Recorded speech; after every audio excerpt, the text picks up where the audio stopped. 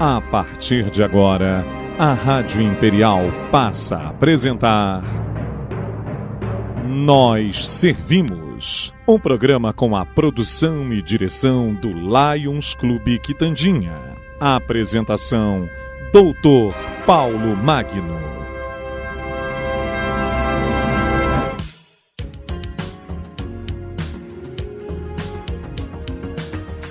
Bom dia, amigos da nossa Rádio Imperial. Aqui estamos mais uma vez com o nosso programa Nós Servimos, sob a chancela do Lions Clube Petrópolis Quitandinha.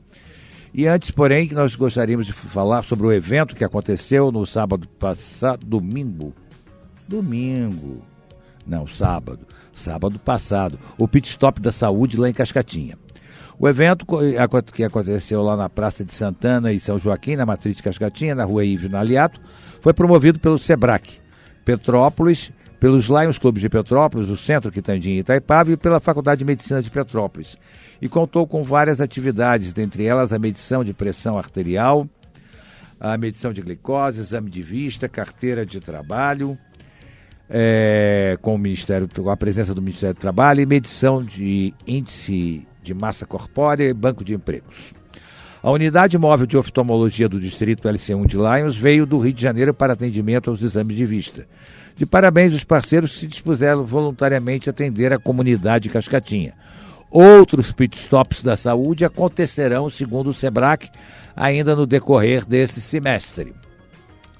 A par disso, queremos convidar a todos para o dia 17 de agosto, às 17 horas, 17h30, aliás, estará sendo realizado um chá na Catedral São Pedro de Alcântara para o Francisco Garrido, aquele menino que está precisando tanto. O chá é em benefício a ele, custa apenas R$25, é um troço legal. Nós podemos todos comparecer para dar aí uma ênfase boa e para que ele possa realmente fazer o seu tratamento e se recuperar, né? Muito bem, dia 13 de agosto nós teremos o Dia D, que é justamente uma palestra que estará sendo promovida lá na reitoria da Universidade Católica de Petrópolis, dia 15, não dia 13, tô confundindo aqui, vamos consertar, dia 15, né? De 9 às 17 horas, lá na reitoria da Universidade Católica de Petrópolis, na Benjamin Constant.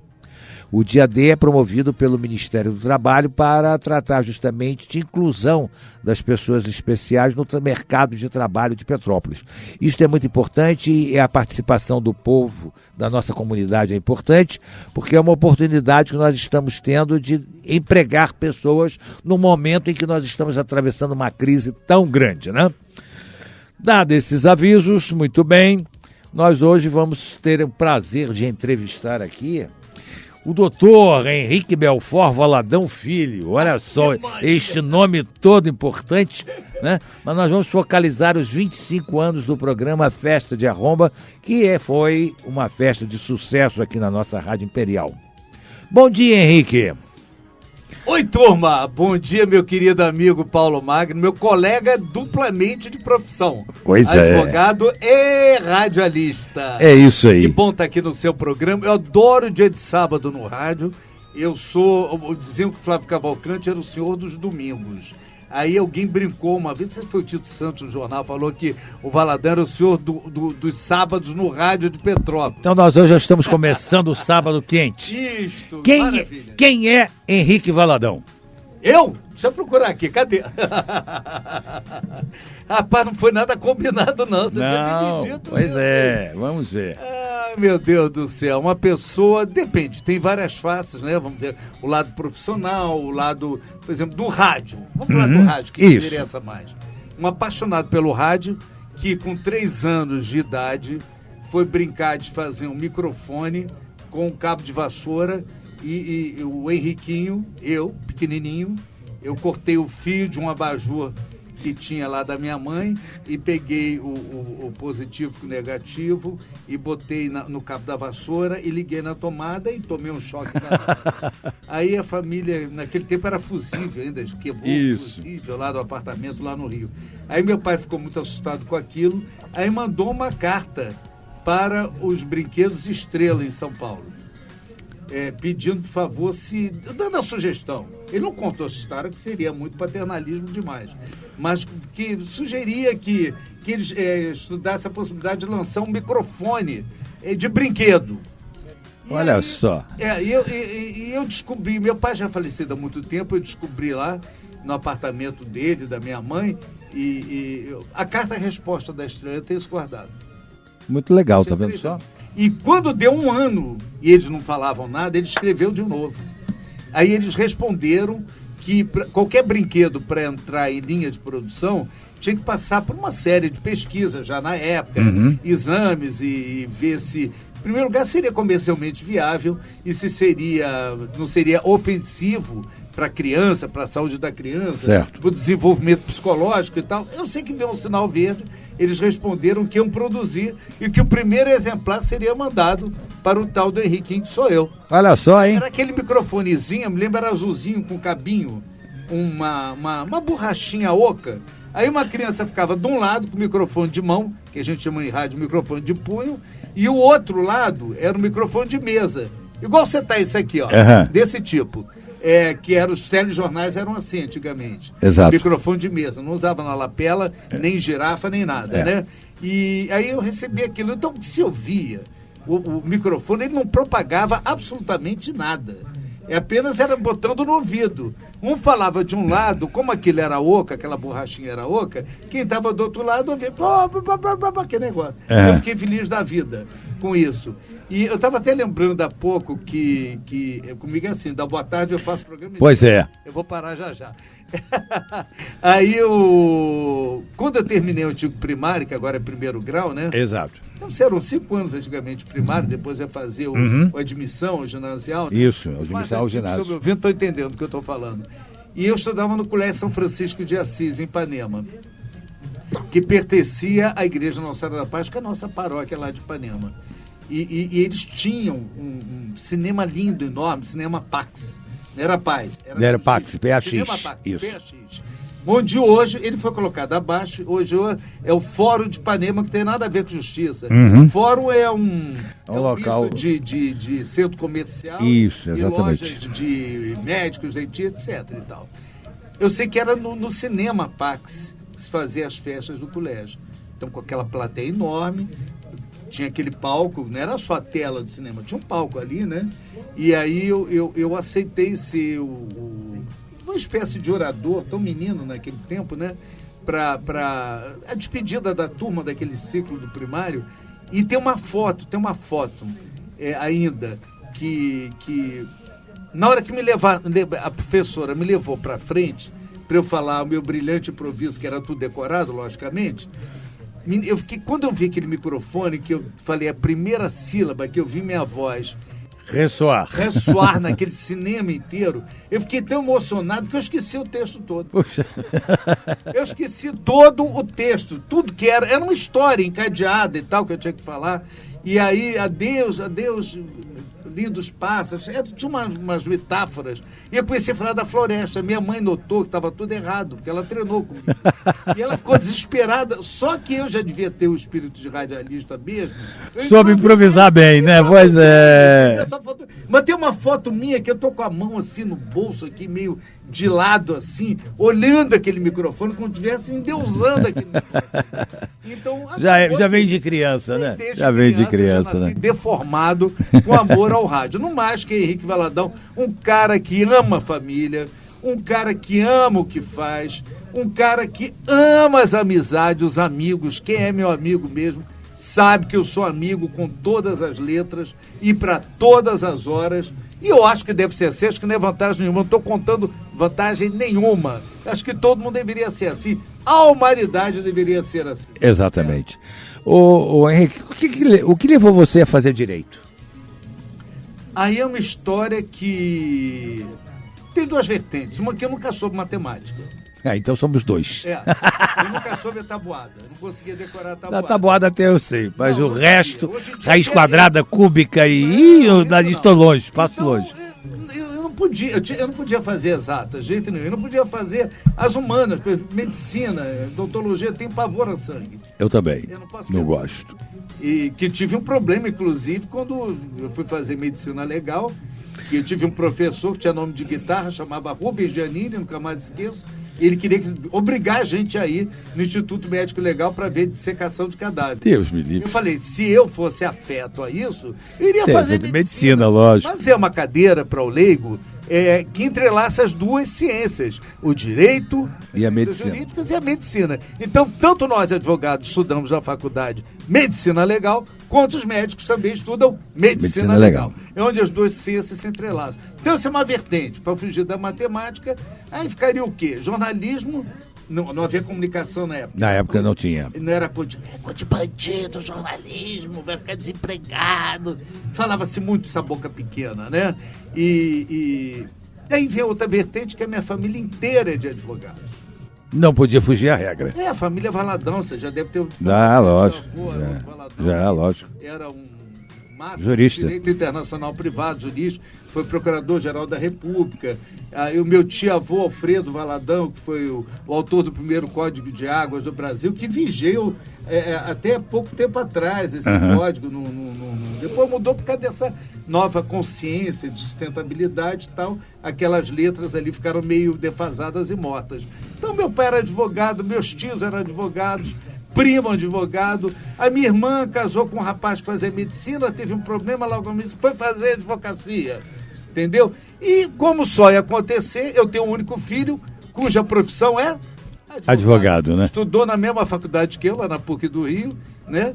E um brilhante advogado, que hoje ele utiliza os conhecimentos jurídicos dentro da carreira que ele abraçou no concurso público, que ele é auditor do trabalho aqui em Petrópolis, né? Perfeito. Ô, Valadão, o que você exerce profissionalmente? A minha... Eu deixei de responder alguma coisa, não, né? Não. Perfeito. Tem uma ótima que eu tenho que contar. Eu gostava tão pouco de matemática que no último ano do... Vamos falar pro pessoal antigo, ginasial. Ginasial... É hoje o segundo segmento do primeiro grau. Do primeiro grau, né? Então seriam 4 anos. 4 anos. Era 5 com 4, 9. Isso. Agora tem mais. Não, são 9. Não, agora só dá menos. Agora são 9 anos. Mas nós tínhamos admissão ao ginásio. Tinha admissão, Então, eu no último ano, para variar, também me convidaram para ser o orador da turma. Não sei por que me convidaram para ser orador da turma. Porque você não gosta de falar. Não gosto de falar. Mas aí eu já não tinha mais esse deslumbramento, esse medo de falar no microfone assim. Eu estava mais assanhado, vamos dizer. E aí eu fui para a prova final de matemática. Alô, meninos, estão me ouvindo? Não me copiem, pelo amor de Deus. Eu fui para a prova final de matemática precisando de 9. Para quem não sabia matemática, tirar 9 na final... aí realmente é um sufoco. Eu quero dizer para você que depois dessa entrevista nós vamos passear na Lua. Lógico. É uma utopia, né? Lógico. E aí eu cheguei para o grupo que me elegeu e tal, que liderou aquela campanha, disse, olha, eu quero entregar para vocês esse cargo de coisa, porque não é justo ter um orador repetente, eu não vou passar de ano. 9, como é que eu vou tirar 9 em matemática? A única coisa que eu sei que 2 e 2 são 5, não sei mais nada. E aí, Caetano Veloso me copiou depois. Com 2 e 2 são 5. E aí, não, a gente manda cola e tal. Mandaram cola. Eu colei mesmo. E aí, eram 10 questões, cada uma valendo 10 pontos, né? Um ponto, vai valer. Nota 10. E o mínimo que eu podia errar uma questão. E eu, muito ansioso, me mandaram as 10 questões. Mas, olha, vinha cada torpeda aqui na minha orelha. Pum, era cola, eu abri. Eu acho que o professor notou, fingiu que não viu. Ele gostava muito de mim. Professor Oscar Jobim, nunca mais esqueci o nome dele. Que Deus o tenha. Que ele me deixou terminar o jornal. Hoje eu sou um homem que deu certo na vida. Olha lá, ele podia ter cortado a minha carreira. Pois é, exatamente. Eu disse assim, é a última vez que eu vou fazer matemática, porque eu vou fazer curso clássico. Eu também fiz clássico. Eu não fiz científico. Nem eu. Eu fugi disso. Fazia normal, que era para quem fosse fazer... Magistério. E o clássico para essas outras ciências sociais. E aí eu completei, eu ganhei as 10 questões. E ele corrigia na hora. Você levava a prova ali na mesa dele e ele corrigia a prova. A primeira questão, primeiro problema matemático, estava errado. Aí os outros todos estavam certos. Então eu ia tirar 9. Não, eu ia tirar 9. Não, eu não arrisquei. Quando ele disse que já tinham errado, eu deve ter vários errados.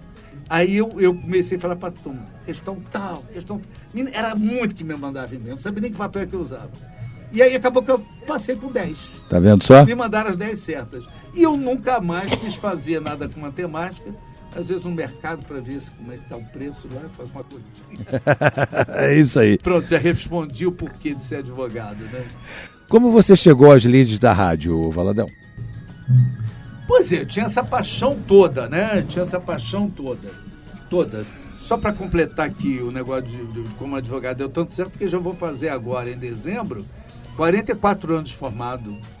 Entrei novinho, turma, faz a conta aí, eu entrei novinho. Uhum. Eu me formei com 21 anos. 21 anos. Eu também. 21 anos, que naquele tempo não era comum. Não, era muito raro. Exatamente. Conforme eu falei há pouco. O rádio foi o seguinte, eu tinha loucura. Eu brincava já de fazer rádio em casa, um pouco de TV. Eu copiava os programas de TV. Você lembra que eu teve negócio, os bonequinhos da Coca-Cola? Lembro. Que você trocava estampinhas. Então, aquilo era meu elenco, para fazer um elenco de TV. E aí eu copiava, eu fazia réplica dos programas da antiga TV Excelsior, que tinha os musicais.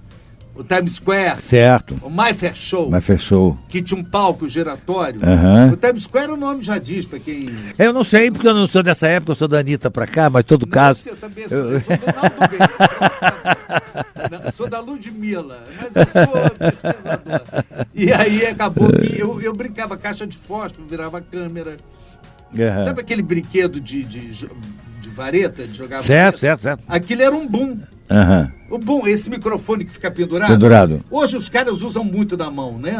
Exato. O cara levando, deve ser um cansaço danado. Eu quando assistia muita gravação de novela na Globo, porque eu estava esperando o ator tal para me dar uma entrevista no intervalo da gravação, eu ficava dentro do estúdio, por sinal congelando, né? Congelando. Congelados. No máximo que pode ficar 18 graus. Senão os equipamentos começam a dar TV. A dar tilt. E daí como é que se diz? Eu me perdi, não? Não. Aí tá falando como é que você chegou às lides da rádio. Então eu sempre tive loucura por rádio. Para não ficar muito longo, a gente vinha muito a Petrópolis, papai era petropolitano. E as irmãs dele tinham casa, tinham um sítio aqui em Petrópolis. Uma aqui na Fazenda Inglesa, outra lá como é que fala ali? Na Posse. Na Posse. Ali era fazenda mesmo, com bicho, com tudo. A gente sempre veio muito a Petrópolis.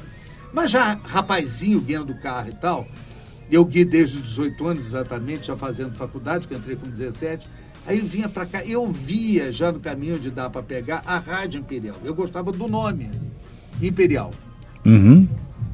Gostava do mundo. E o papai era muito fã da difusora, porque ele achava muito grande, possante, era muito tradicional. A difusora era muito... A BRD3 era muito antiga. A difusora, ela era mais antiga... ainda não sei mais. Uma das mais antigas do estado. Mais velha do que a Rádio Nacional. Aquela Rádio Nacional do Calbi, da Emilinha, da Marlene, do César de Alencar, dos Messias, das novelas do Jerônimo. A difusora era mais velha do que aquela Rádio Nacional. Quando falava Rádio Nacional, entendeu? O pessoal falava assim antigamente, né? E aí um dia eu me conformei, eu fui conhecer a Rádio Imperial, que ficava ali no Santa Cecília. Isso. E lá eu conheci quem estava no ar, era meu amigo, ficou amigo até a hora da morte dele. Seni Ripa. Ficou meu amigo da família, mas muito amigo. Como papai em seguida comprou a casa aqui na Barão, e era uma coisa que ele dizia assim, eu não quero morrer sem comprar a casa na minha terra. Tadinho, ele comprou, usou 6 anos, faleceu precocemente, com 63 anos de idade. Hoje em dia ninguém morre com essa morreu com 63 anos de idade. E a casa está lá, graças a Deus, até hoje a gente mantém essa coisa toda. Aí eu fui lá conhecer a Rádio Imperial e fiquei com aquela Rádio Imperial na cabeça. Aí teve um dia, a Imperial estava para se mudar. Para ali, para a antiga João Pessoa. Perfeito. E aí teve uma eleição, papai gostava muito do Paulo Ratz, era amigo dele. Porque o pai do Paulo Ratz era amigo do meu tio lá na fazenda. Na Posse. na posse. Ele ficava igual aqueles dois coronel, balançando, igual o tio balançando aquela cadeira. Fala aí, compadre! E meu tio foi, você entendeu, você que é do ramo, o meu tio, que é meu padrinho de batismo, o tio Caldeira Neto, foi presidente do Tribunal Superior do Trabalho, quando a capital era no Rio. Ele foi o segundo presidente do TST. Depois, com a mudança da capital, foi para Brasília. Ele está morto há 500 anos, ele já com uns 200, mais ou menos. Isso aí. Já faleceu com idade. E daí o papai disse, eu queria ver a apuração, como é que está numa eleição que teve. E eu tenho a impressão que de 74, mais ou menos, 74, sei lá, e do Paulo. Aí, meu filho, me leva lá. Papai já não queria mais ganhar carro. Me leva lá, trouxe ele aqui no fórum. Eu cheguei lá, estavam as duas emissoras. Só tinha os dois AMs, né? A difusora do lado direito, me lembro, e a Imperial do lado esquerdo. Eu fui para onde? Ver a mesinha de externa, posar um microfone numa mesinha ali. Eu fui para o lado da Imperial. Eu sabia que ali era da Rádio Imperial, porque eu estava com o radinho também. E quem é que estava transmitindo na externa? Meu amigo José Augusto Carneiro, que era conhecido como cronista Jaque. Exatamente. E daí ele acabou de chamar o estúdio, que ele adorava. Como é que corta? O cara tá na rua, na externa. De repente, agora voltamos aos novíssimos estúdios da Rádio Imperial de Petrópolis, na rua João Pessoa, número 45, sobre a loja Imperial Padrão Globo de qualidade. Eu me arrepiei todo. Quando ele posou o microfone e virou para trás para respirar, ele deu de cara comigo, de boca aberta. Olha aqui, câmera no meu... Olha como é que eu tô, assim. E aí ele... Boa noite. Tem uma cara que gosta de rádio, sou apaixonado, falei para ele. Vai conhecer a nova instalação da nossa rádio? Sim, já conheci. Eu sou amigo do Ceni Ripe, ele me convidou para ir lá. Grande figura, Ceni Ripe e tal. Aí o papai se aproximou, aí o papai começou a conversar com o Jaque, ficaram grandes amigos, tão grandes que até o papai morreu, o Jaque chamava... Desculpe, eu estou falando de Jaque, porque eu estou falando da época que ele não era padre. Ele chamava papai de tio, mamãe de tia, almoçava com a gente todo domingo lá na Barão, essa coisa toda. Aí um dia ele chegou, já em 76, ele chegou e disse, olha, eu quero que você vá ser jurado da Super Gincana Jovem da Imperial, que era Coca-Cola na época, que eram 2 colégios ou 2 faculdades que disputavam um prêmio no final e tinha um corpo de jurados. E a gente não ficava junto com os estudantes, que eles eram muito aliciadores, ficavam, por favor, volta na gente. Eram muito... Como é que fala quando a pessoa quer conquistar? Me faltou a palavra agora. Até na vida, no romance, sedutores. Muito sedutores. Então a gente ficava trancado numa sala que era, digamos assim, a administração da Rádio Imperial. É onde ficava o pessoal administrativo, o pessoal comercial, onde que... batia, na época era máquina de bater, as faturas, essa coisa toda. E a gente ficava lá. Só ia para o estúdio na hora de dar o voto. Perfeito. Os jurados. E daí eu comecei a fazer o júri do programa do Jaque, e até que um dia ele foi no meu aniversário no Rio e acabou dormindo lá na casa dos meus pais. Aí no dia seguinte falei, Jaque, a Elke está fazendo uma peça aqui pertinho no Teatro Ipanema. Ela não como Elke, mas como atriz, fazendo um personagem. Vamos lá ver? Fomos. Nós dois fomos lá. Aí eu falei, Jaque, leva o meu gravador. Quem sabe você consegue entrevistar a Elke Maravilha e você grava para o seu programa, para o Jaque Especial. Aí, porque tinha durante a semana o Petrópolis Social, que era 9h30 da noite, eram 5 minutos, eram notinhas. Entendeu? Que ele dava... Spotzinhos. E no sábado era o programa maior. Era o programa show, né? Com plateia dos estudantes, essa coisa toda. Era uma farra aquilo. E aí nós fomos para o teatro. Chegamos lá, nada de começar, e avisaram que a Elke tinha pisado em falso num prego que estava mal colocado no palco antes de começar o espetáculo. E ela furou, teria que tomar injeção. Aí eu falei, meu Deus, gente, fomos na cara de pau para o camarim, e ela nos recebeu, e ela deu essa entrevista, e lá pela terceira pergunta do Jaque para ela, ele disse assim, agora eu vou passar o microfone para o nosso colega de equipe. Eu não era ainda Henrique Valadão no rádio, era Henrique Belfort Valadão Filho. Nome inteiro, CPF, número tal. me passou o microfone, aí ele fez com a mão, não posso fazer no rádio que ninguém tá vendo. Tipo, vai, continua. E quando eu vi, eu fiz a matéria. Já estava fazendo a matéria. Ele adorou e ele falou, Henrique, pelo amor de Deus, quando puder, entrevista alguém. Eu vou botar isso no ar na rádio, fizemos a fitinha cassete, né? E toda vez que você tiver alguém, você tem espaço aberto no meu programa. Aí veio... Pronto, foi oferecer banana para macaco, pronto. A Elke foi a primeira pessoa que eu entrevistei. Você entrevistou. Hoje no arquivo tem mais de 600 entrevistas. Pois é. Ô Valadão, qual a visão que você tem do rádio há 30 anos e da rádio atual? Dá para estabelecer algum paralelo? Depende, eu acho que regrediu muita coisa, evoluiu tecnicamente. Tecnicamente evoluiu muito tecnicamente, claro. Ninguém bota mais o disco, a agulha no disco. Exato. Eu sou do tempo que comercial, peguei o finalzinho. Comercial era acetato ainda. Exato. Acetato, pra quem não sabe, é um disco feito de não sei de quê, não sei. Eu peguei o final. Uhum. Eu até estrear o meu programa não tinha mais acetato. Que aí veio o cartucho. Uhum. Então o cartucho já era um avanço. Porque o cartucho, ele estava sempre no ponto. Uhum. O cartucho era uma fita... uma fita geral. De uma engenhoca que rodava e ele voltava para o ponto. A hora que você apertar de novo, estava lá. Ele estava Imperial! Estava lá direitinho o negócio. Então, isso já foi uma modernidade, o cartucho. Uhum. Depois veio a época do MD. Uhum. Depois já veio agora a época do computador. Aí o CD virou uma novidade. Exato. Se abandonou completamente os discos de vinil. Exatamente. Compactos e tal. A estreia da Festa de Arromba, que nós estamos falando aqui dos 25 anos da Festa de Arromba, a estreia da Festa de Arromba foi feita toda em vinil ainda. Veja só, hein? Porque a 107 não tinha cartucho disponível. O material não adiantava ser do Brasil. Não tinha, nunca fizeram um similar bom no Brasil, tinha que importar. Era tudo muito caro. Difícil. A fita que rodava lá era cara. O splice, que era feito um durexzinho, que colava, onde o operador emendava um pedaço no outro, tinha que cortar em diagonal, não podia cortar em 90 graus. Entendeu? Você vê, o cara antigo como eu em rádio sabe tudo. Eu não sei se os meninos de agora sabem esses detalhes todos. Só se eles pesquisarem a história do... porque hoje em dia é muito... exatamente eu isso. Me escuto gravado? Não.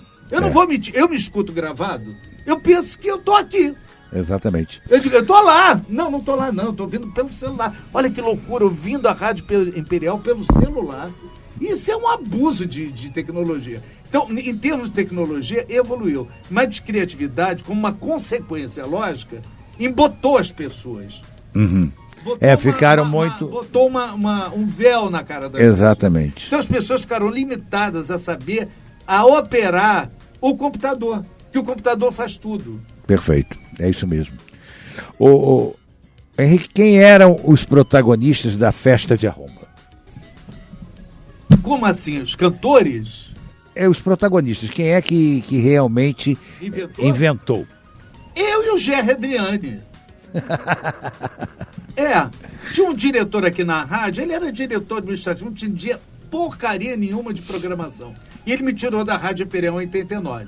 Uhum. Hoje em dia eu já com velho, mais de 60 anos, ele tem uma leitura de que acho que ele tinha medo de eu crescer e tomar o lugar dele. O que era bobagem, porque eu jamais ia...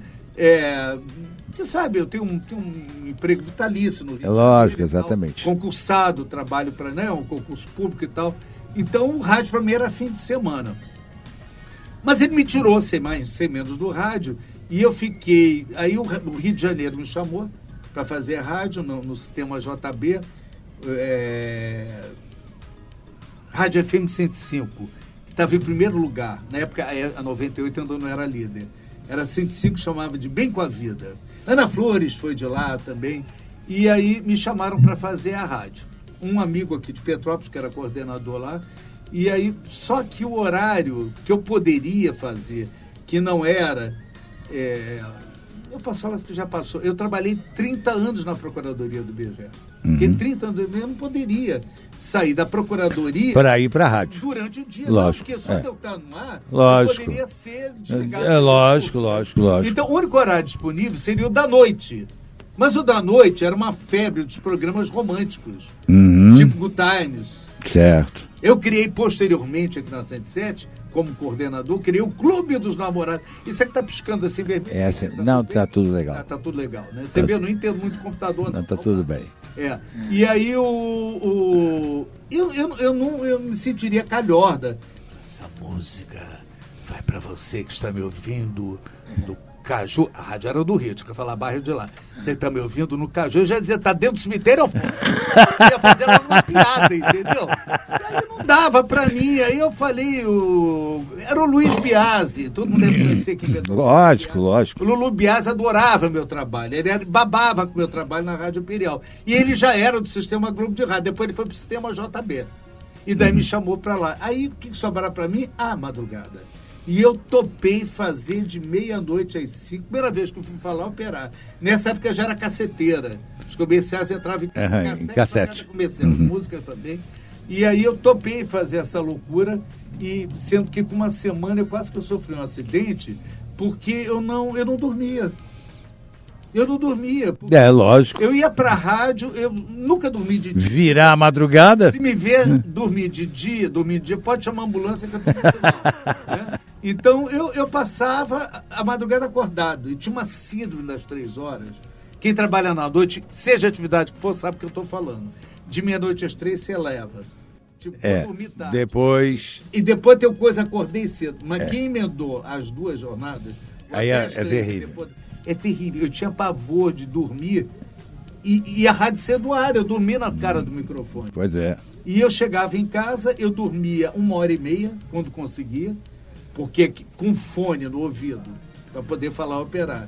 Eu saía do Caju, por isso que eu brinquei Caju, ali o prédio do JB, onde hoje é o INTO, o Instituto de Traumato-Ortopedia. Isso, né? No final da Avenida Brasil. O JB devia tanto dinheiro para o governo, que o governo tomou. O governo tomou o prédio, que beleza, fez um hospital de ortopedia lá, de ponta, de cirurgia e tal. Aí eu saía de lá, eu me lembro que o carro era álcool, demorava para esquentar o carro, ali no Caju, ia para Ipanema, eu chegava altas horas, naquele tempo não tinha violência disso. Não, era tranquilo. De madrugada, né? Eu estou falando de 1989. Não é tanto tempo assim, 80, mas era tranquilo, era tranquilo. Mas vamos voltar à festa de arromba. Eu sei que daí, com uma semana mais ou menos, um dia eu fui pisar no freio do carro, o meu reflexo não respondeu.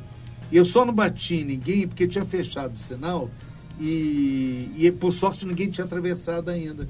Então, e eu era cabeça de fila, não bati nenhum. Aí eu dei a volta na praça, para chegar na minha casa lá no Rio. Eu falei, vou sair da rádio. Aí eu falei com o Lulu Biasi, olha, eu não vou mais fazer. Estrelismo? Não, querido, não é estrelismo. Não, você me ofereceu sobre-humano. Eu é que não posso. Lógico. O único horário cabível, então eu falei, não dá para fazer. Essa rádio que quer ir durante a semana, todo dia, porque lá não me dariam só fim de semana. Sim. Eu teria que trabalhar 6 dias da semana, né? E daí eu fiquei fora do ar, até que um amigo, Luiz Eduardo, que ainda é diretor da Rádio 107 FM, amigo de muitos anos, foi da Imperial, foi da Difusora, e ele estava dirigindo uma rádio em Rio Bonito, que pertencia a uma rede chamada Rede Serra Mar de Comunicação. Não tem nada a ver com a televisão. Nada a ver. E aí um amigo comum fez a ponte, eu nem sabia onde é que dava Luiz Eduardo, nem tinha o telefone dele lá, de Rio Bonito. Rio Bonito ali, quem vai para a região dos lagos. Eu nem isso não sabia. Eu pensei que Rio Bonito era perto de Magé, sei lá. Não, tinha que pegar a ponte, Rio-Niterói. E daí eu fui. Esse amigo falou, olha, eu sei que você queria ir para Petrópolis, mas não é isso que tem para hoje? Nesse lugar que te chama, vai para lá. E eu fui. Claro que eu fui recebido, ele é um amigo muito querido meu, e foi recebido com um tapete vermelho. E o superintendente desse sistema era um cara muito conhecido, chamado José Messias, que foi dono, inclusive, primeiro dono da Rádio Melodia aqui. Exatamente. Né? E o Zé Messias era o superintendente, que eram 5 emissoras. Era em Rio Bonito, em Saquarema, em Cabo Frio, Nova Friburgo, só lugar feio, né? E uma na capital, que era a cabeça de rede, que era a Nacional FM. Que depois, como só ia acontecer, virou mais uma rádio evangélica, vendendo. Mas eu sei que estava tudo funcionando legal nessa época. E eu fui fazer um programa sábado lá. Todo sábado eu ia. E para não ficar longe de Petrópolis, eu gravava uma vez por mês um paradão. Que eu quero trazer de volta esse paradão agora. Chama-se Paradão do Valadão. Só que a gente falava as músicas mais pedidas mais vendidas e mais tocadas. Vendida é mentira, porque não se vende mais disco, né? É baixar a plataforma, né? E nisso de eu estar na Rádio Rio Bonito, houve um aniversário lá na rádio. Essa rádio hoje, ela virou a Mania. Essa rede Mania de rádio, ela foi a cabeça da rede, que depois virou a Rádio Mania. Claro, pegou um canal do Rio, que é de Rio Bonito, não pega com limpeza lá no Rio. Mas o mesmo nome, Mania FM.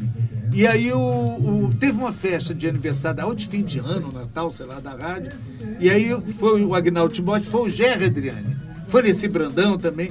Aí eu conheci o Gerry, eu falei que era louco, pro Jovem Guarda, que era um estudioso, que eu frequentei a TV Rio, na época do programa do Roberto Carlos, que começou na Record. E vinha... Nós vamos falar sobre isso daqui a pouquinho. E aí, só para fazer, você perguntou os patronos. E daí fiquei amigo do Gerry, o Gerry conseguia falar mais do que eu. E como ele era... Olha que é difícil, hein? Falava, mas que sucede? É que isso é a verdade. O Gerry era assim o tempo todo, né? E daí, Gerry, vamos fazer um programa? Vamos pensar o nome, os anos 60 estão de volta aos 60. Não, parece que alguém ficou velho, ficou mais novo de novo. De volta aos 60, não. Já sei, Festa de Arromba. Mas tem que falar com o Roberto fez a música com o Erasmo. Falei, não, isso já está domínio público, essa música já tem 150 anos. Vai virar Festa de Arromba. Aí pronto, aí eu ia produzir o programa, pesquisar o programa, e o Gerry Adriani ia apresentar o programa. E aí foi a várias reuniões no apartamento dele lá em São Conrado, e aí eu descobri que a Jo, até então a esposa dele, mãe dos filhos dele, era... O pai da Jo, o avô da Jo, era amigo do meu avô em Ipanema. Meu avô era um libanês, imigrante que chegou em Ipanema em 1910. Veio como hoje estão vindo, sempre fugidos de uma guerra religiosa. Meu avô era católico, apostólico romano, e junto com minha avó e outros senhores da época, fundaram a Igreja Nossa Senhora da Paz. Fundaram a Igreja Nossa Senhora da Paz, porque é a nossa paróquia lá em Ipanema.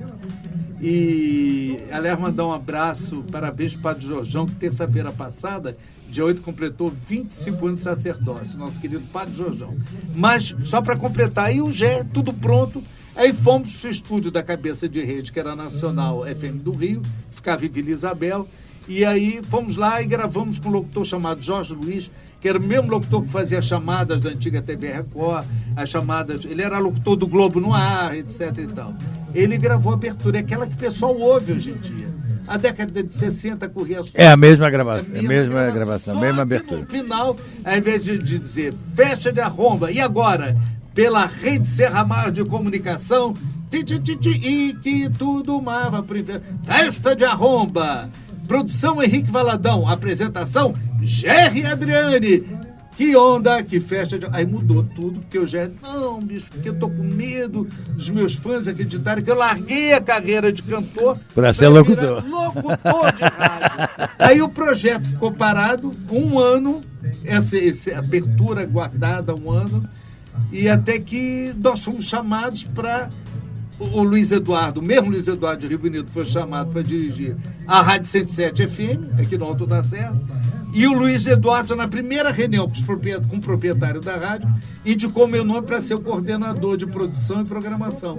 O Valadão. Me lembro até que ele falou, não importa se é o Valadão, o Valadinho ou o Valadão, eu quero o resultado. E a 107 foi um sucesso, a gente não pode negar, né? É isso aí.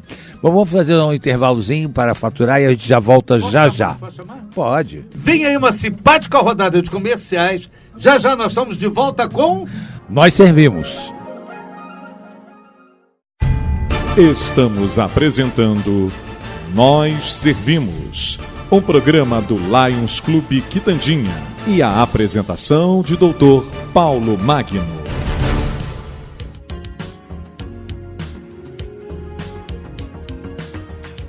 Bom, ouvintes da nossa Rádio Imperial, estamos voltando aqui, entrevistando o Henrique Belfort Valadão Filho, o Henrique Valadão. Oi, turma, voltei. Pois é, focalizando os 25 anos do programa Festa de Arromba. Ô Henrique, na década de 50 surgiram Celi Campelo e Tony Campelo, né, Rony Cord, Sérgio Murilo, Ed Wilson e outros que, à semelhança de Elvis Presley, vertiam as músicas para o português e emplacavam sucessos. Como é que era isso? A grande verdade é que o rock Brasil, o genuíno, era menininho. que é dos anos 50.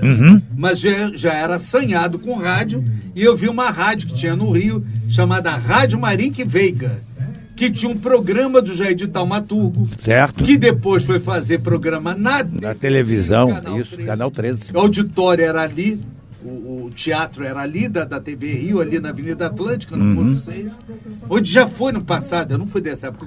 O Cassino da Urca. Não, o Atlântico, Cassino Atlântico. O Cassino da Urca era a Tupia. Exatamente. 2 cassinos que viraram a televisão. Exato. E mais um cinema muito bom em Ipanema, uma história que virou a TV Excelsior. Exato. Eles aproveitavam teatro e cinema já com juízo para fazer. E daí haviam esses programas. Tinha um programa também do Isaac Zaltman, que posteriormente veio a ser noticiarista da Rádio Globo. Certo. Que era também, Hoje é Dia de Rock, do Isaac Zaltman. Hoje é Dia de Rock. E tinha o do Jair, era Peça Bis pelo telefone. Então tocava-se, desfilavam. Posteriormente nós fizemos isso lá na 107, que era o Festival dos Bairros. Aquela mesma forma. Você dá música, só que eles davam música número 1, e depois votavam, os ouvintes votavam pelo telefone. E aí apresentava as mais votadas. As mais votadas. Tinha um intervalo, alguma coisa enchia linguiça ali, e aí vinham as mais votadas. E era uma maravilha, mas olha, a Ângela, eu me lembro muito bem da Ângela Maria nessa época, cantando Branca, Radiante, vem a noiva. Exatamente. E, não, o noivo amado. Tinha essas coisas românticas, né? Ainda havia música romântica. Mas aí, quem pontificou foi a Celi Campelo, o irmão dela, o Tony Campelo. O Sérgio Murilo tinha o apelido de Broto Legal. Nessa época, a gravadora CBS, depois virou Sony Music, Columbia, Sony Music. Agora já não sei porque as gravadoras estão agora, só som livre que existe, né? Vamos dizer assim, para valer. Eles lançaram um LP, você vai lembrar. Você vê a minha linguagem. LP, hein, turma? Que chamava As 14 Mais. Você lembra dessa coisa? Lembro. Então ali, o 14 Mais são vários artistas, cada um com uma ou duas músicas. Com os seus sucessos. Exatamente. E daí o que houve? Esse rock Brasil, influenciado pelo rock estrangeiro de quem? Elvis Presley, Little Richard, Bill Haley e seus Cometas, Chuck Checker, Chuck Berry. Há pouco morreu um famoso, que era o Chuck Berry, morreu há pouco. Exato, foi. Eu já estou numa idade que eu não sei mais quem está vivo e quem morreu. Eu sei que eu ainda estou vivo, isso aqui não é alma, não. É isso aí. Mas vamos lá. Então, eles, os brasileiros, eram influenciados por esses estrangeiros. Por exemplo, a Carlos Gonzaga. Exato, Carlos Gonzaga. Que cantava músicas de Paul Anka. Exatamente. Paul Anka e Nil Sedaka. Era mito dos anos 50. Paul Anka e Nil Sedaka. Então, o Paul Anka, o Paul Anka gravou Diana. Exato. E o Carlos Gonzaga verteu Diana. E o Nil Sedaka, Carol. Exatamente. O Carlos Gonzaga também gravou. O povo não se incomodava que a música, a melodia não fosse original. Queria em português e gostava, né? Ninguém sabia falar nada de inglês naquela Pois época. Do outro lado apareciam também, né? Chegar a hora dos Beatles. Edu Lobo, Chico Buarque, Sim. Rio Guerra, com suas músicas de protesto, né? Festival, porque nós estamos na ditadura militar. Exato. Mas aí já chegando na segunda metade dos anos 60. Já é o auge. A Elis já fazia sucesso porque a Record antiga, tem nada a ver com essa Record de igreja, a Record antiga, que era da família Paulo Machado de Carvalho, que era inclusive o comandante das seleções do Brasil. Exato. Tanto é que o estádio do Pacaembu, em São Paulo, se chama Estádio Paulo Machado de Carvalho.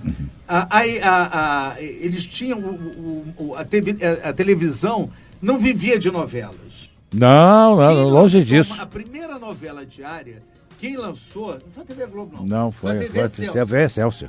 Foi em 63. A Globo não estava no ar. A Globo é de 65. A Globo é de 65. TV Globo. A TV Excelsior lançou uma novela chamada número de telefone para psicogarismo. 25499 ocupado. Era um número de um telefone de uma penitenciária, onde haviam 2 detentas. Onde havia uma detenta, que era a Glória Menezes, que deixou um amor lá fora, que era o Tarcísio Meda. Só que as ligações para saber notícias, para passar, ele ligar para ser a detenta tal, havia serviço antigamente. A telefonista era a Lolita Rodrigues. Olha só, hein? A Lolita Rodrigues era o triângulo amoroso. E ela se apaixonou pela voz do Tarcísio. Quer ver aquela herança do rádio, se apaixonar pela voz, né? Exatamente. As mulheres eram loucas pela voz do Paulo Gracinha. Isso existia. César Ladeira, toda essa turma, né? E aí devia guardar essa gravação pra vida toda quando eu morrer, ó. Tá a minha história, a história do rádio, tá tudo junto aí. Viu, turma da Ipiranga? Guarda essa gravação, não posso mais falar a fita porque não existe. Essa memória aqui do gravador, Aí vocês vão ver isso quando eu morrer, com certeza. Guarda isso na tua memória. Seja daqui a 50 anos. Aí, eu fui no médico, ele falou assim, você vai ter mais 50 anos de vida. Pois é, então. Eu sei zangado, mas tá bom, né? Ô, Valadão. Mas aí os musicais, para não ficar sem pé sem cabeça, a Record tinha uns grandes musicais nos anos 60.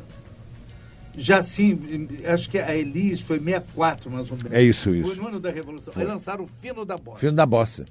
Que, aliás, tiveram vários discos. Fino da Bossa, 1, 2, 3, 2 na Bossa. Ela com o Jair Rodrigues, exatamente. Tinha um popurrí que era memorável. Era. E era ruim tocar no rádio porque tinha 18 minutos. Exatamente. E as pessoas, eu era ouvinte. Já nessa época eu ouvia, porque nisso a Revolução acabou com a Rádio Marinque Veiga.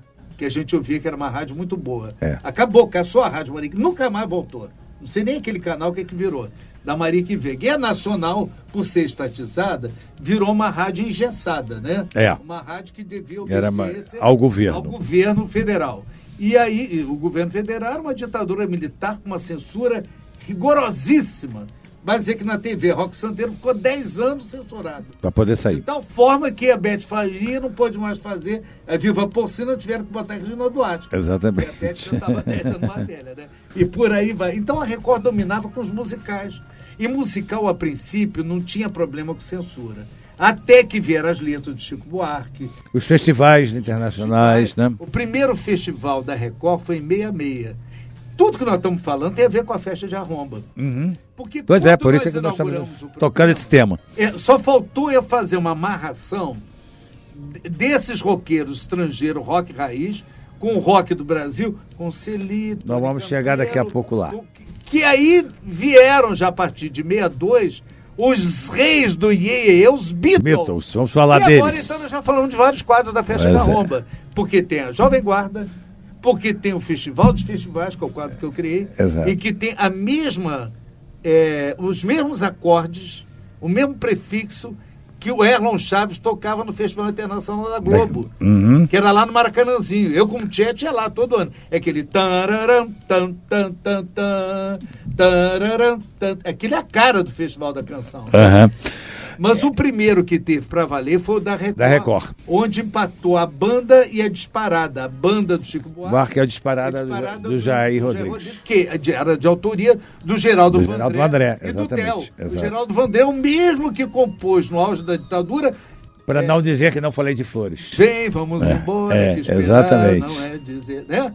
É isso aí. Nós estamos contando a história toda aqui, turma. Essa época influenciou até o vocabulário, surgindo termos como papo firme, bicho, uma brasa mora, né? A que se deve isso? Mais ao rádio ou à televisão? Não, a televisão já estava começando a ganhar espaço, né? E eu falei que quem mandava não eram novelas, eram musicais. Tinha o Rio Hit Parade da TV Rio, Maravilha. Canal 13. Murilo Neri com Lília Fernandes. Patrocínio da Consul. Eu ia toda vez lá. Era muito legal. A Luciene Franco agora é minha amiga no Facebook. Lana Bittencourt? Aí eu escrevi para Luciene Franco. Eu quero ser sua amiga. E tal, porque tem vários amigos. Me lembro dela cantando Mavi.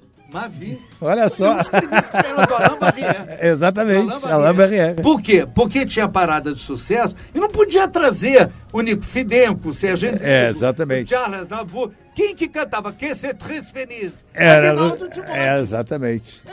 Lenny Everson. Olha só. Então, os cantores... Estamos desenterrando, hein? Maravilha. Tem que guardar isso. Eu já falei que essa gravação tem que guardar. E aí, esses musicais inspiraram muita coisa. Na própria linguagem, né? A Record, ela tinha uma ligação com a TV Rio. E depois até o Canal 13 da TV Rio até passou a ser da Rede Record depois. Deu tanta volta na história que passou a ser. Que chegou lá, né? Chegou lá. E aí, que ela acabou na mão de um pastor que vendeu para o Bispo Macedo. Foi isso a conversa. E aí, havia o musical, havia o Corte Real Show. Do Aguinaldo Real com o Renato Corte Real. A família Trapo. Isso. Com o Zelone, com a Cidinha Campos, com o Jô Soares. Exato. Esses musicais. Então, aí fizeram uma versão, aí tem a ver com o nosso programa, uma versão da Jovem Guarda na TV Rio às terças-feiras. Em São Paulo era domingo. Aí é que apareceram Gerry Adriane, Vanderlei Cardoso, Rosemary, Vanderleia, Silvinha, Valdirene, Vanusa, Cleide Alves, Meire Pavão e os tremendões Roberto e Erasmo Carlos, não é isso? Essa turma. Né? Agora não pode esquecer. O Renato, você falou? Renato? Pois é, agora é que eu ia dizer. Os conjuntos como o Feverest, né? Renato e seus Os Incríveis. The Cleverest, né? Virou Os Incríveis depois. Pois é. Outros também despontaram nesse tempo, né? Quanta gente boa, né, Valadão? Uma maravilha. Muita gente, né? Surgiu. Tinha uma menina chamada Suzy Darling, ninguém lembra, só quem ouve a Festa de Arromba. Ela tinha uma música que dizia: Mama, ele está de olho em mim. Aquela Rosa Maria, aquela menina que também atriz, bissexta, de vez em quando ela faz na Globo. Bissexta não tem nada a ver com bissexual, não, viu? Bissexta é porque aparece de vez em quando. Esporadicamente. Igual o ano bissexta. Ela grava todo dia de manhã, eu vejo o pãozinho do Leblon. Essa não lembra, não. Pois é, não. Essa eu não lembro. Pãozinho do Leblon. Rosa Maria, toca tudo isso aqui na Festa de Arromba. Pois é, mas em contrapartida a isso tudo, o movimento tropicalista, como convivia com a Jovem Guarda, o Valadão? Era um inferno. E eu tenho gravação do Rony, que está aqui no arquivo da Rádio Imperial. Eu toquei o Rony, porque o Rony, ele era muito social, né? O Rony era filho de militar, na época da ditadura, mas ele nunca alinhou com os militares. Só uma referência. Ele é um menino que tirou brevet de aviador. Ele é um garoto extremamente inteligente, culto demais. Educadíssimo. Educado, chique, cheiroso, é o Rony Fon. E ele era o Pequeno Príncipe da Jovem Guarda. Exatamente. Ele era o mais bonito de todos. Ele tinha um cabelo que todo mundo invejava. E o Roberto contou isso na última entrevista que deu no jogo, que ele ficava o dia inteiro com meia de mulher na cabeça para esticar o cabelo. Deixa que eu cansei de fazer isso também na época que eu tinha cabelo. Era pecado ter cabelo que não fosse aquele igual do Rony Von, né? Ele balançava, cantava meu bem. E daí ele balançava aquele cabelo dele, né? E depois ele teve um programa também na Record, Pequeno Príncipe. Exatamente. Teve um programa lá. E aí, tudo isso foi gerando o movimento da Jovem Guarda. Aí ele foi cantar no Festival da Record. Que era um núcleo, um gueto da MPB. Tanto é que o nome do Festival de Música Popular Brasileira da TV Record. Não chamava lá Rede, não. TV Record. 7 de São Paulo, canal 7. Tinha o dia 7, que era o show do dia 7, que era o canal deles lá. E aí o Rony Fon foi cantar. Ele me diz que a grande verdade, por exemplo, o Gerry teve caso com a Nara Leão. O que você quer? Pois é, veja só, né? Quiçá com Elis Regina também. Veja só, hein? Como é que pode? Como se aproximavam, Três né? falecidas que estão agora lá se divertindo. Marília Pena. E ele também, né? E ele também, né? Pois é. Eu não estou fazendo fofoca, não. Essa era uma coisa pública, né? Os bastidores era público. Ô, Valadão, qual o link dos Beatles com a Jovem Guarda? O maior link é Renato, né? Renato, né?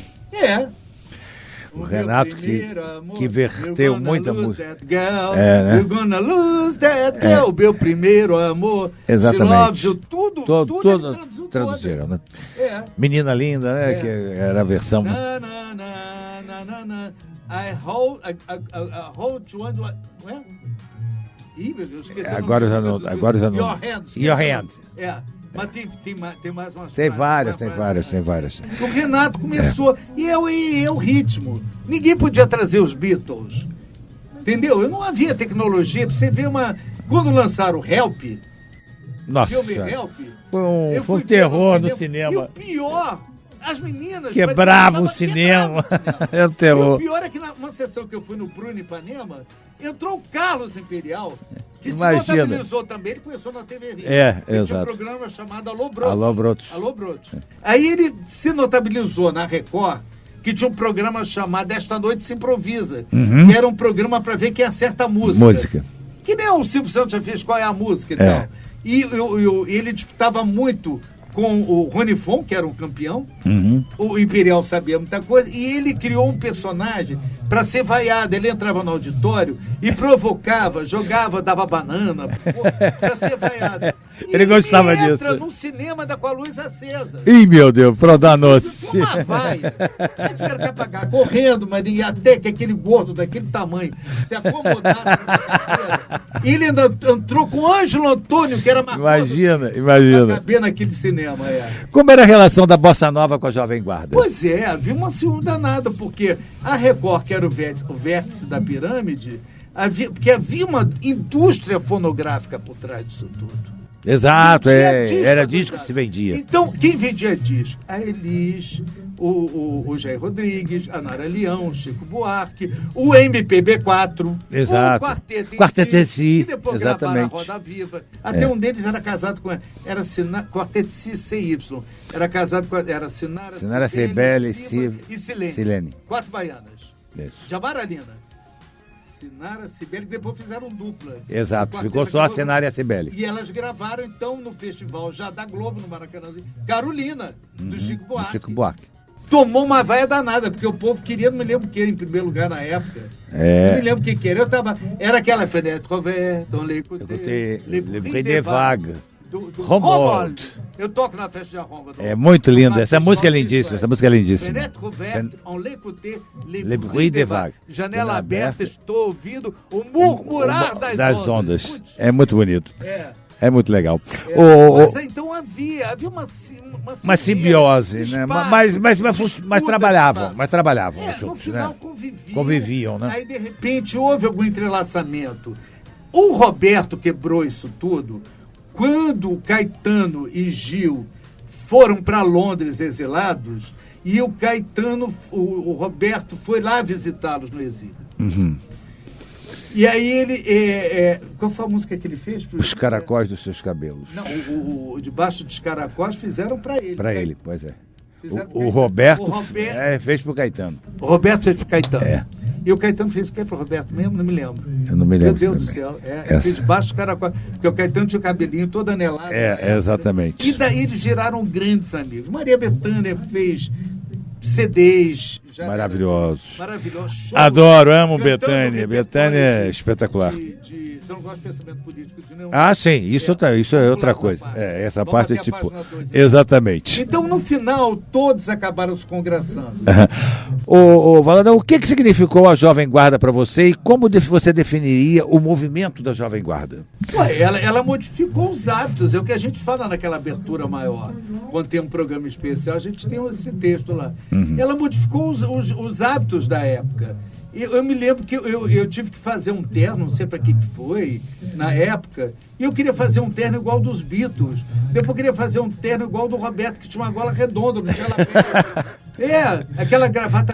Lançavam moda, né? Lançava moda. Quer dizer, o pessoal do rock veio com aquelas jaquetas... Quer dizer, o que o pessoal hoje copia é a mesma coisa que nós fazíamos naquela época, dos né? Beatles, dos Beatles, salto. Né? E o Roberto... Salto carrapeta. Também. Então, o Roberto, ele virou uma marca. Havia um empresário chamado Magal de Maia, lá em São Paulo, que transformou Roberto Erasmo Vanderleia em fontes de consumo. Exatamente. Espelhos. Exatamente. É uma palavra da moda, porque a gente usa muito na equiparação salarial lá na Justiça do Trabalho. Paradigma.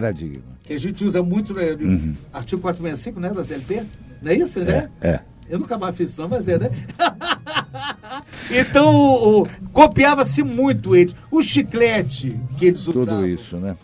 Toda a irreverência, né? Tudo, né? Então, era louco por isso. Agora, o meu encontro com a Jovem Guarda, na TV Rio, eu tinha 13 anos. E para entrar no auditório tinha que ter 14. E aí, eu tinha uma caderneta do Colégio São Francisco, que dava o ano que nasceu. Aí eu peguei, e quem escrevia era aquelas canetas tinteiro Parker. Aí com a anuência, não sei se com a anuência dos pais, a minha mãe sempre foi minha cúmplice, o papai era mais sério. eu falsifiquei eu sou de 51, fizeram. Fizeram, eu estar com 14 anos, em 64, poder entrar no auditório. Olha só. E aí, o que Confissões de Haroldo, de Henrique Valadão. Haroldo era meu tio. Mas é o hábito. É o hábito. Eu tenho saudade.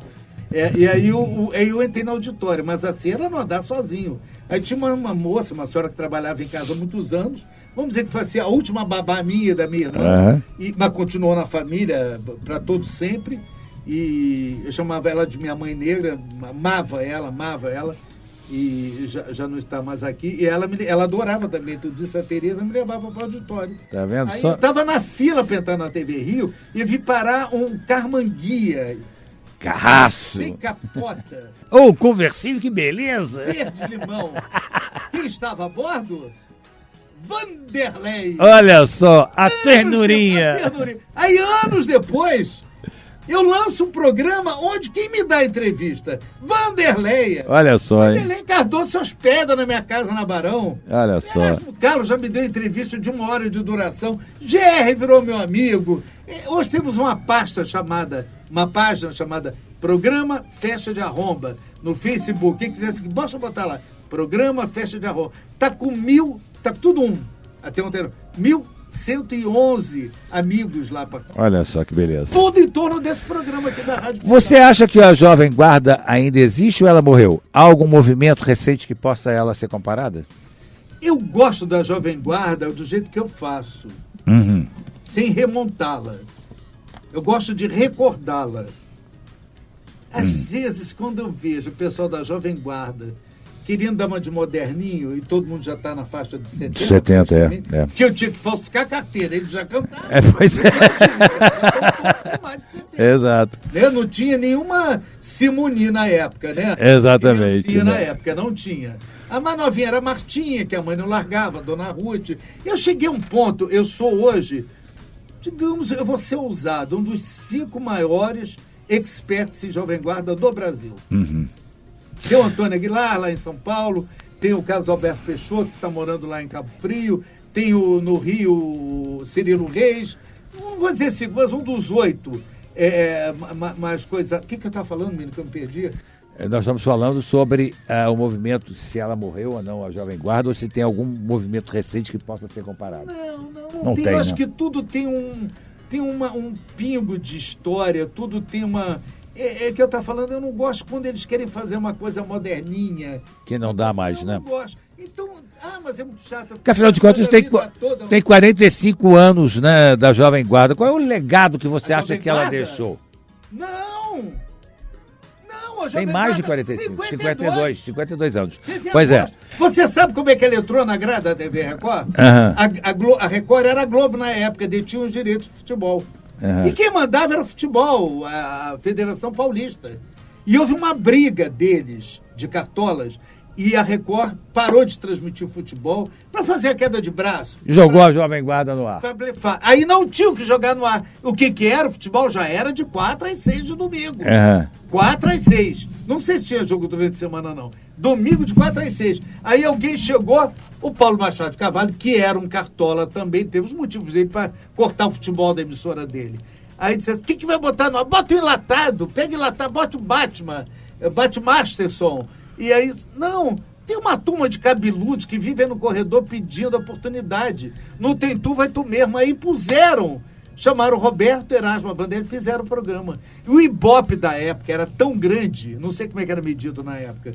A repercussão era monstra, era muito. E aí virou um programa. E o mesmo aconteceu com a nossa festa de arromba. Você não perguntou não, vou te falar agora. Sim. É um detalhe.